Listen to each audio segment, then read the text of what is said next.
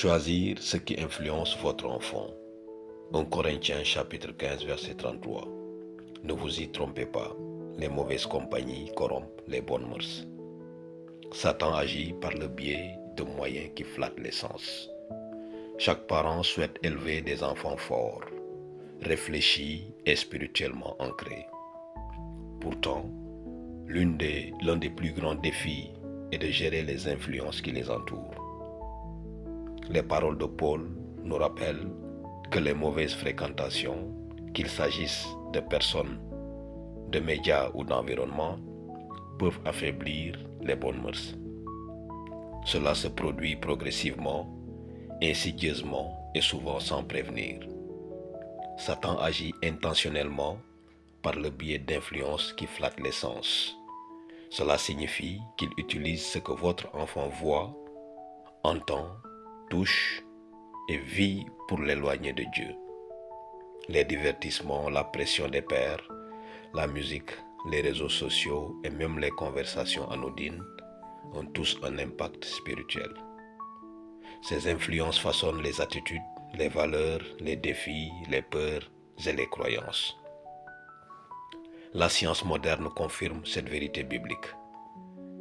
Les recherches sur le développement de l'enfant montrent que l'exposition répétée à certains stimuli, comme la violence, les images sexualisées, les commérages et le manque de respect, peut modifier physiquement les connexions neuronales. Les enfants deviennent alors plus impulsifs, moins sensibles au bien et au mal, et plus attirés par les influences risquées ou néfastes. Leur cœur s'endurcit face aux choses spirituelles tout en réclamant toujours plus de stimulation. C'est pourquoi l'accompagnement parental n'est pas une option, mais une nécessité. Dieu vous a confié le rôle de protecteur, de guide et de gardien du cœur de votre enfant. Vous ne pouvez pas contrôler le monde entier, mais vous pouvez influencer ce qui entre dans votre foyer et dans son esprit. Voici des conseils pratiques pour protéger votre enfant des influences néfastes. Numéro 1. Connaissez son univers. Soyez attentif à sa musique, ses jeux, ses applications et ses fréquentations. Observez et écoutez avec discernement. Numéro 2. Fixez des limites. Limitez le temps passé devant les écrans. Filtrez les contenus et instaurez des heures de rentrée.